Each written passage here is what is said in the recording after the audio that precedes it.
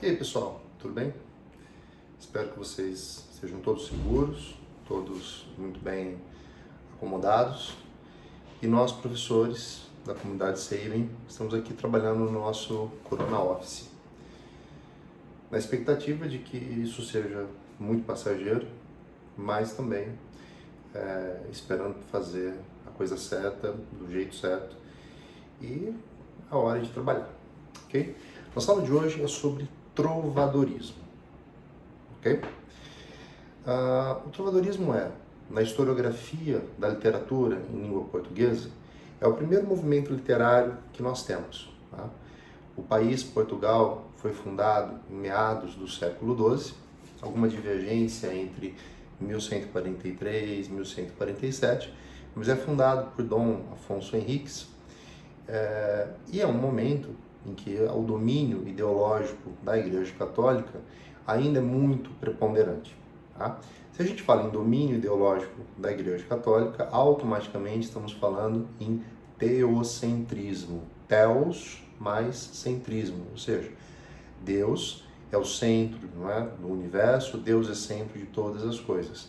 Então predomina uma cosmovisão ou visão de mundo muito pautada pelos valores morais da Igreja Católica.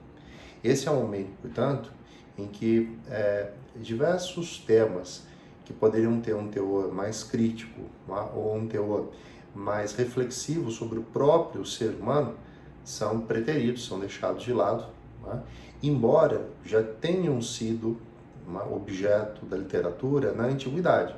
Então, quando nós lemos as tragédias gregas, quando nós lemos a Ilíada, a Odisseia, pensando na Grécia, a Eneida, pensando em Roma, houve uma literatura de mais reflexão sobre o ser humano. Mas isso, com a Idade Média e com o referido domínio intelectual da Igreja Católica, que é mais que um domínio intelectual, é um domínio ideológico em muitos aspectos, isso tudo ficou bastante silenciado. Então, para a Igreja Católica, o que se permite no campo da arte é bastante restrito. O teatro, por exemplo, do qual nós falaremos adiante quando falarmos de humanismo, se tornou um objeto da Igreja apenas com finalidade didática, algo que nós observamos até hoje. Então, quando é época de Semana Santa, por exemplo, em muitos lugares tradicionais, a Igreja Católica organiza os autos da Paixão de Cristo, assim como no fim do ano, aos autos de Natal. Esses são os momentos em que a Igreja Católica utiliza o teatro como forma didática de espalhar uma mensagem de fé. Então, durante a Idade Média, isso de fato existiu. Mas naquilo que a gente pode chamar de literatura, o que nós tivemos durante boa parte da Idade Média foram práticas bem localizadas, praticamente sem nenhum suporte escrito, tendo em vista que, embora a leitura fosse razoavelmente disseminada entre a nobreza, e pensa que a nobreza é uma camada ali no topo da pirâmide social medieval. Então, por exemplo, os nobres muitas vezes eram letrados. Muitos dos cavaleiros medievais aprendiam a ler, mas a escrita não envolvia só o saber escrever, mas envolvia também o domínio sobre as técnicas referentes aos materiais. Então, a produção do suporte, que hoje nós usamos o papel, na época era o pergaminho, a produção de tintas. Então, esse domínio era restrito a escribas, a figura do escrivão, ou do cronista real, e dos monges copistas.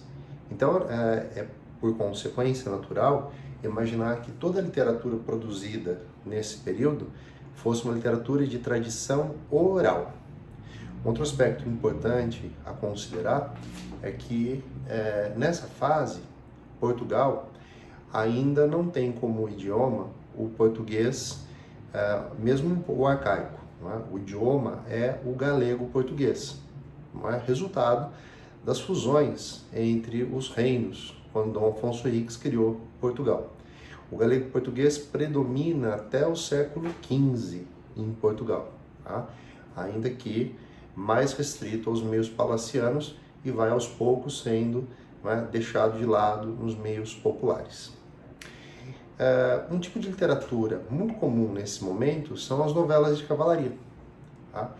Que eram narrativas resgatando os feitos heróicos de cavaleiros bastante conhecidos, né? Como o Rei Arthur e os Cavaleiros da Távola Redonda, particularmente nas aventuras da Demanda do Santo Graal, a Amadis de Gaula, isso em Portugal, Carlos Magno e os 12 Pares de França, mas isso na região da Provença e mais ao norte na França também.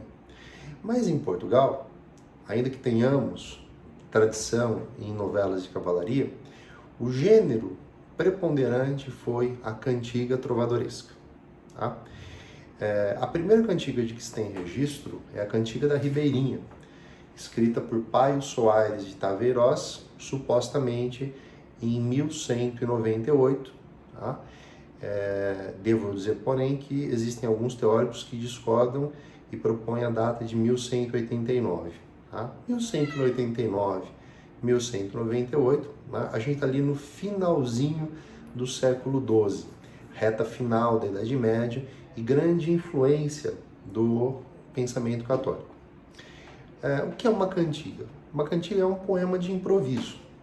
De certa maneira, se nós pensarmos na nossa relação com a música, nós temos muitas manifestações que continuam sendo feitas a partir de um arranjo musical, dando-se um mote, que a gente pode chamar de um ponto de partida, a partir do qual o poeta, o cantor, o repentista, o trovador desenvolve o poema. Tá? Na metalinguagem da teoria literária para esse período, nós chamamos esse ponto de partida de mote e o desenvolvimento de glosa, tá? Mote e glosa. Era muito comum nos salões palacianos, principalmente no sul da França, que houvesse reuniões em que, reuniões da nobreza, então o Palácio Real ou o Paço Real unido, algum tipo de festividade, e os homens tinham um protagonismo, lógico, porque era um momento em que a mulher intelectualmente se encontrava, e lamento que vá se encontrar por muitos séculos ainda, absolutamente silenciada. Então os homens tinham a prerrogativa de usar os seus instrumentos musicais. Naquele momento, o predomínio é o do banjo e do alaúde, instrumentos de corda de origem medieval, tá? E a partir do arranjo musical e de uma provocação, desenvolviam as cantigas. Tá? A métrica literária em Portugal, a métrica medieval, que vai ficar conhecida como a medida velha, eram os versos redondilhos, menores, os de 5 sílabas poéticas, os pentassílabos, portanto, e os maiores, ou os heptassílabos, os de 7 sílabas poéticas. Nós utilizamos esses versos até hoje. Quando Drummond, por exemplo, foi compor o famoso poema E Agora José, ele usou versos pentassílabos, não é? Ya, go, ra, jo, zé.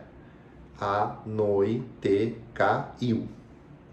Os versos redondinhos maiores, heptassílabos, também são bastante utilizados. Cantigas muito tradicionais da nossa cultura utilizam esses versos.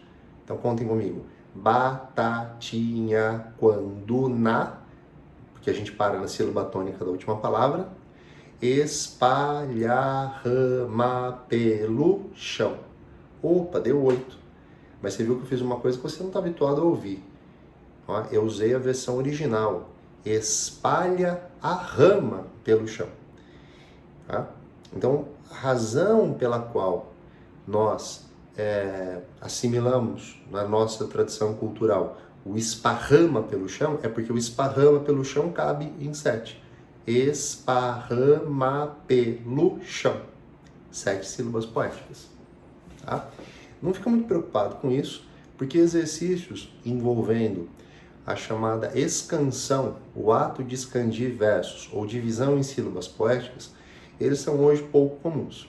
Para você que faz uma preparação, tendo por foco vestibulares da VUNESP, Unesp, Unifesp, FAMEMA, FAMECA, você tem que se preocupar um pouco mais com isso e aí, nos próprios exercícios, treine essa divisão. Na aula de resolução de exercícios, vocês vão ter oportunidade de fazer isso, ok?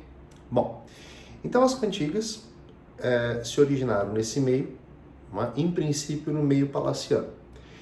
Depois, elas também chegaram aos meios populares. Há muitas teorias diferentes sobre como elas chegaram. O professor Antônio José Saraiva, na grande referência sobre literatura portuguesa, que é a história da literatura portuguesa, fala na hipótese de que os cavaleiros sem herança, ou seja, os filhos que não eram o filho mais velho dos senhores de terras ou dos nobres, tenham levado essas cantigas no convívio que tiveram com homens do povo. Tá? Essa é uma hipótese bem especulativa, mas não muda em nada para nós a ideia de que era natural que uma prática que tivesse um apelo de entretenimento naquele momento fosse chegar ao povo. Só que ela chegou num formato mais simplificado, ok? Nós temos, basicamente, dois grandes grupos de cantigas. As cantigas líricas, que abordam as várias formas de expressão do sentimento do eu lírico. Esse é um sentimento de natureza amorosa. Tá? Poemas podem ser líricos com outros sentimentos, mas aqui a gente está falando de um sentimentalismo amoroso. Tá? E temos as cantigas satíricas, aquelas que vão explorar o riso medieval, sobre o qual falaremos bastante, principalmente no Teatro de Gil Vicente, no nosso próximo encontro. Okay? As cantigas líricas se dividem em duas categorias, as cantigas de amor e as cantigas de amigo. Tá? É preciso um certo cuidado, caso esses exercícios apareçam, porque é possível que o exercício traga a cantiga em galego-português. E a gente tem que prestar atenção em alguns detalhes dessas cantigas, tá? desses versos. Tá? E temos as cantigas satíricas, que se dividem em cantigas de escárnio e de maldizer. Tá? Então, no nosso próximo vídeo, na parte 2, eu vou falar mais especificamente das cantigas e vou ler com vocês alguns exemplos, ok? Espero que vocês tenham aproveitado. Dúvidas, mandem aqui nos comentários, que nós vamos respondendo, tá? Nesse período em que nós temos que nos comunicar assim por via remota, ok? Isso aí, pessoal. Beijo para vocês, fiquem todos muito bem.